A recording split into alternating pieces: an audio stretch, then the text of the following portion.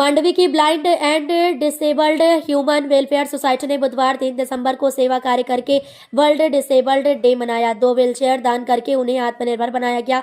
मांडवी में पिछले 33 सालों से अंधे, दिव्यांग, मानसिक रूप से कमजोर और बहरे लोगों की मदद और उनके सेवा कार्य के लिए काम कर रही संस्था blind and disabled human welfare society ने बुधवार 3 दिसंबर को सेवा कार्य करके वर्ल्ड डिसेबल्ड डे मनाया। मांडवी ने नानालाल बोरा मार्ग पर संस्था के ऑफिस में बुधवार को हुए एक प्रोग्राम में संस्था के प्रेसिडेंट शांतिलाल भाई गड़ात्रा, मिनिस्टर दिनेश भाई शाह, ट्रेजरर प्रताप भाई चौथानी, ज्वाइंट मिनिस्टर सुल्तान भाई मीर को, ट्रेजरर अश्विन भाई गजरा और स्पोर्ट्स प्रोजेक्ट के प्रोजेक्ट चेयरमैन कमलेश भाई पाठक की तरफ से मांडवी के दिव्यांग बहन और सलाया के दिव्यांग भाई को व्हीलचेयर दान करके उन्हें आत्मनिर्भर बनाया गया। शुरुआत में संस्था के मंत्री दिनेश भाई शाह ने सभी का स्वागत किया और संस्था द्वारा दिव्यांगों के लिए किए जा रहे कामों के बारे में डिटेल में जानकारी दी। उन्होंने आगे कहा, दिव्यांग समाज का एक अहम हिस्सा है। दिव्यांगों को दया नहीं बल्कि अपनापन चाहिए जो ये संस्था दे रही है।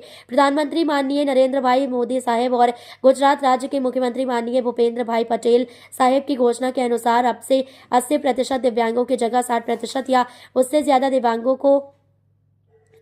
को संत सूरदास योजना का फायदा मिलेगा और इसका स्वागत करने के लिए सरकार को धन्यवाद किया। संगठन के प्रेसिडेंट शांतिलाल भाई गड़ात्रा और स्पोर्ट्स के प्रोजेक्ट चेयरमैन कमलेश भाई पाठक ने कहा कि यह संस्था दिव्यांगों को अपनापन देने और उनके काम आने के लिए कमिटेड है। पूरे प्रोग्राम को संस्था के मंत्री दिनेश भाई शाह ने मैनेज किया, जबकि ज्वाइंट मिनिस्टर सुल्तान भाई मीर ने धन्यवाद प्रस्ताव दिया। ऑर्गेनाइजेशन के शैलेश भाई मीठावाला और निशाबेन परमार प्रोग्राम में सहयोगी थे। वर्ल्ड डिसेबल्ड डे पर Mandvi blind and handicapped human welfare society की ओर से ऑर्गेनाइजेशन के पदाधिकारी शांतिलाल भाई गड़ात्रा, दिनेश भाई शाह, कमलेश भाई पाठक, सुल्तान भाई मीर और अश्विन भाई गजरा 2 डिसेबल्ड लोगों को व्हीलचेयर देते हुए दिख रहे हैं। આપણે આજે ડોક્ટર રાણા સાહેબને યાદ કરીએ। ડોક્ટર મધુભાઈ રાણા જે આ સંસ્થાના સ્થાપક પ્રમુખ છે, 15 વર્ષ સુધી એમણે પ્રમુખ પદ સંભાળ્યું અને સરસબેન એને લગભગ 16 જેટલા પોલિયોના કામ કર્યા અને આ સંસ્થાએ રાણા સાહેબ, સરોજબેન અને સમગ્ર ટ્રસ્ટી મંડળની સહયોગથી 3500 દિવ્યાંગોને આપણે ચાલતા કર્યા છે। સદનસીબે આજે સુલતાનભાઈ હાજર છે। એમનું પણ ઓપરેશન આ સંસ્થાએ કર્યું અને સુલતાનભાઈ આજે ખીમજી રામદાસ કન્યા વિદ્યાલયમાં એક શ્રેષ્ઠ સંગીત શિક્ષક તરીકે કામ કરી રહ્યા છે અને ગુજરાતમાં જે છોકરીઓ જાય છે, કન્યાઓ જે દેખાવ કરવા માટે જાય છે, એમાં સુલતાનભાઈ સતત હાજર હોય છે। તો હવે સંસ્થાના સહમતિ છે અને સુલતાનભાઈ હવે આભાર વિધિ કરશે। દિવ્યાંગ દિવસ નિમિત્તે આ સંસ્થા અવિરત વર્ષોથી દિવ્યાંગો માટે એના ઉત્કર્ષ માટે સાધન સહાયતા, રોકડ સહાયતા, પગભર થાય એના માટે પ્રયત્ન કરી રહી છે અને આજના દિવસે આપણે કંઈક સંસ્થા વતીથી દિવ્યાંગોને ઉપયોગી થઈ એના માટે આજે 2 વ્હીલચેરનું અર્પણ વિધિનો કાર્યક્રમ આજે ગોઠવવામાં આવેલ છે। સમાજના લોકો આ કાર્યક્રમથી પ્રેરણા લઈ અને દિવ્યાંગ લોકોના ઉત્કર્ષ માટે વધુમાં વધુ આ સંસ્થાને સહાયતા કરે એવી આજના દિવસે હું આશા રાખું છું। અસ્તુ ભારત માતા કી જય। શાંતિલાલભાઈ ગણોત્રા, મંત્રી શ્રી દિનેશભાઈ શાહ, પ્રોજેક્ટ ચેરમેન શ્રી કમલેશભાઈ પાઠક, અમારા ખજાનચી પ્રતાપભાઈ ચોથાણી અને સહખજાનચી અશ્વિનભાઈ ગજરા। આજે વિશ્વ વિકલાંગ દિન 3 ડિસેમ્બરે ઉજવાઈ રહ્યો છે, ત્યારે અંધ અપંગ માનવ કલ્યાણ સોસાયટી વિશ્વ દિનની ઉજવણીના ભાગરૂપે આજે વ્હીલચેર અર્પણ કરી અને વિશ્વ વિકલાંગ દિનની ઉજવણી કરી છે। તે બદલ હું સંસ્થાના તમામ હોદ્દેદારોને ખૂબ ખૂબ ધન્યવાદ આપું છું। જય હિન્દ, જય ભારત।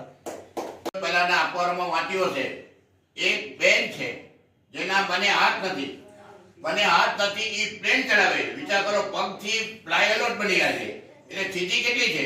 એટલે દિવ્યાંગો છે ને એ સમાજનો અવિભાજ્ય અંગ છે। એને દયાની નહીં, માત્ર હૂંફની જ જરૂર છે, જે હૂંફ આ સંસ્થા પૂરી પાડી રહી છે।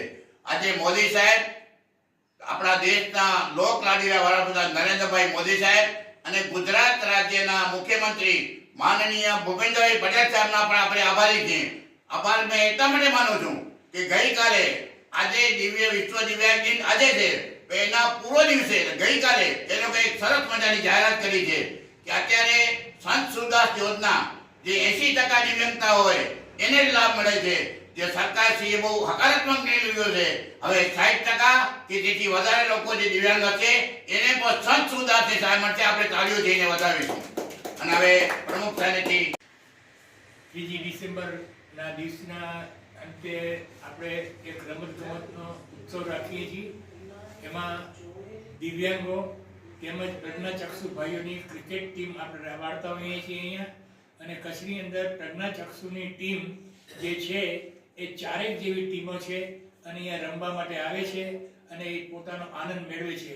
બીજું એક ગૌરવની વાત છે કે પ્રજ્ઞાચક્ષુની ટીમ આપણી ભારતની ઇન્ડિયાની બહેનોની એ વર્લ્ડ ચેમ્પિયન બની છે.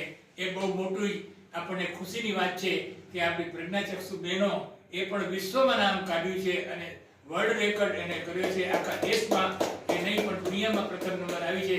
તે અમને ગૌરવની વાત છે. અસ્તુ ભારત માતાની.